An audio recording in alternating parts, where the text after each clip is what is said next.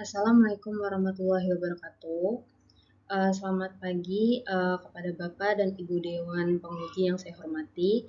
Terima kasih atas kesempatan yang diberikan. Perkenalkan, nama saya Resi Agustini dengan NIM 2110105505587. Hari ini saya akan mempresentasikan hasil penelitian skripsi saya yang berjudul Pengaruh Net Profit Margin, Debt to Equity Ratio, dan Ukuran Perusahaan pada PT Industri Jamu dan Farmasi Sidomuncul periode 2015 sampai 2024. Penelitian ini dilatar belakangi sektor farmasi dan herbal mengalami pertumbuhan signifikan pasca pandemi COVID-19 seiring meningkatnya kesadaran masyarakat akan kesehatan. Kondisi ini mendorong meningkatnya minat investor terhadap perusahaan di sektor tersebut. PT Industri Jamu dan Farmasi Sidomuncul Tbk didirikan pada tahun 1951 dan bergerak di bidang produksi jamu dan obat herbal. Perusahaan ini mengembangkan fasilitas produksi berbasis teknologi modern untuk meningkatkan kualitas kapasitas serta memperluas pasar domestik dan ekspor. Dalam penelitian ini, saya menggunakan 3 variabel independen utama. Pertama, adalah net profit margin untuk melihat efisiensi laba, kedua, debt to equity ratio untuk melihat struktur modal, dan ketiga, ukuran perusahaan untuk melihat total aset. Ketiga variabel ini saya uji pengaruhnya secara parsial maupun simultan terhadap harga saham Sidomuncul. Untuk research gap dari penelitian-penelitian sebelumnya mengenai hubungan net profit margin, debt to equity ratio, dan ukuran perusahaan terhadap harga saham, maka dapat disimpulkan masih adanya perbedaan hasil antara peneliti satu dengan peneliti lainnya.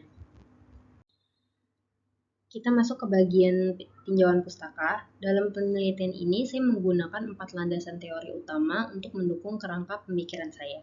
Yang pertama, net profit margin, mengenai profitabilitas. Menurut Fahmi pada tahun 2020, net profit margin merupakan rasio yang mengukur seberapa efektif perusahaan dalam menghasilkan keuntungan bersih dari total penjualannya. Semakin tinggi rasio ini, semakin efisien perusahaan dalam mengelola biaya operasionalnya. Yang kedua, debt to equity ratio. Kedua dari sisi struktur modal, saya merujuk pada Darmawan tahun 2020.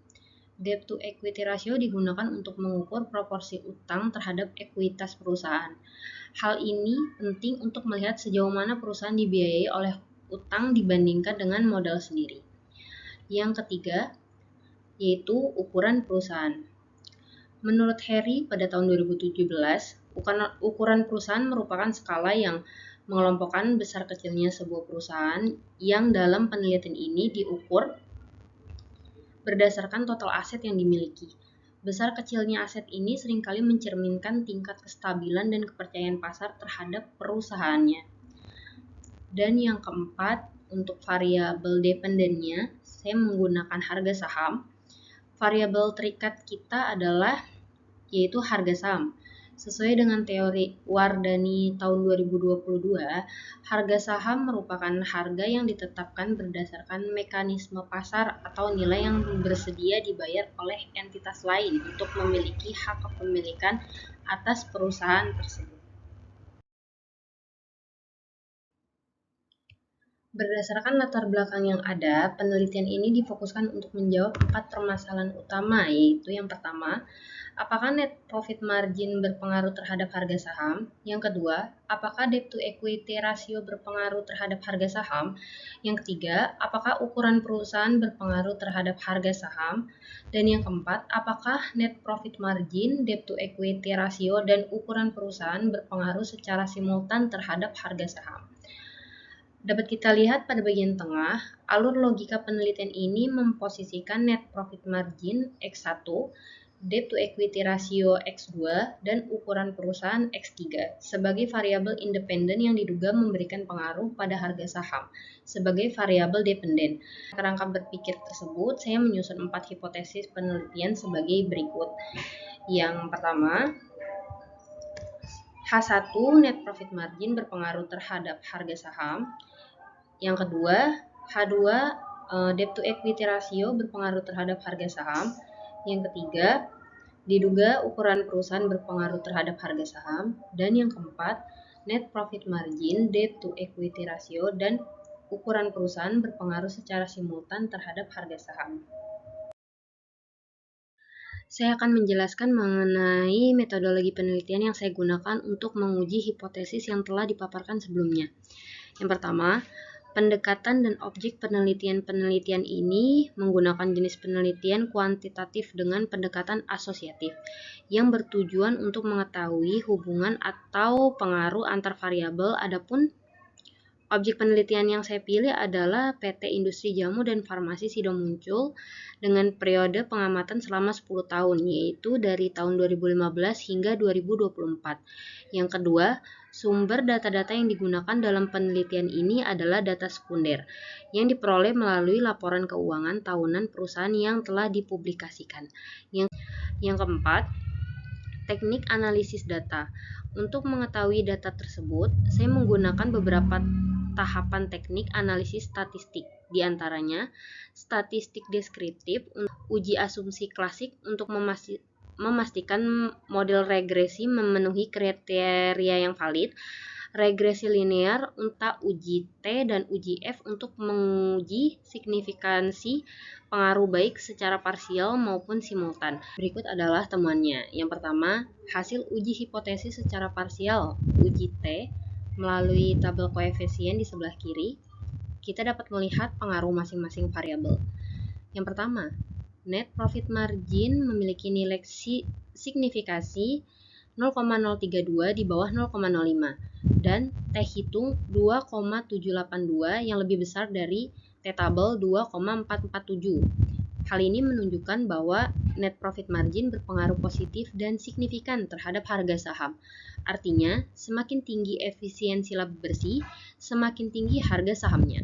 Yang kedua, debt to equity ratio memiliki nilai signifikansi 0,045 lebih kecil dari 0,05 dan T hitung 2,520. Hasil ini menunjukkan bahwa debt to equity ratio berpengaruh positif dan signifikan terhadap harga saham.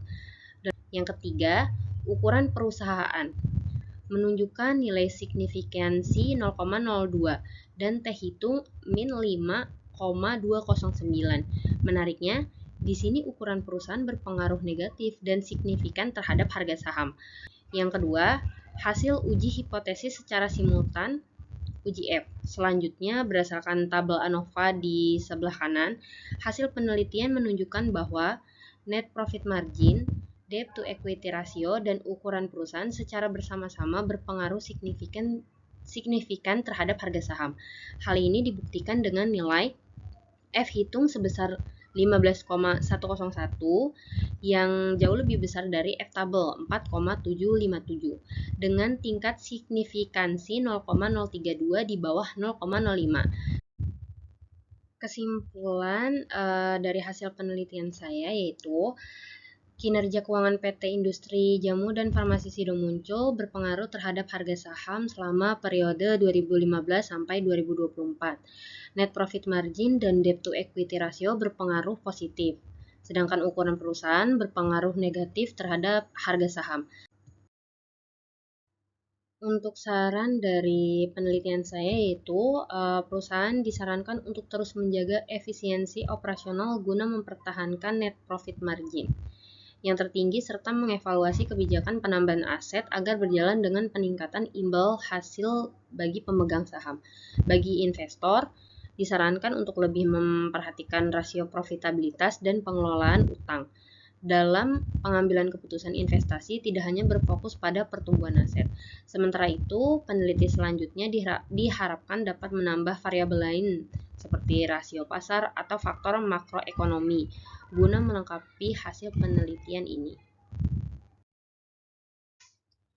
Demikianlah presentasi hasil penelitian skripsi saya. Besar harapan saya penelitian ini dapat memberikan kontribusi baik secara teoritis bagi pengembangan ilmu manajemen keuangan maupun secara praktis bagi para investor dalam mengambil keputusan investasi. Terima kasih atas perhatian dan waktu yang diberikan. Assalamualaikum warahmatullahi wabarakatuh.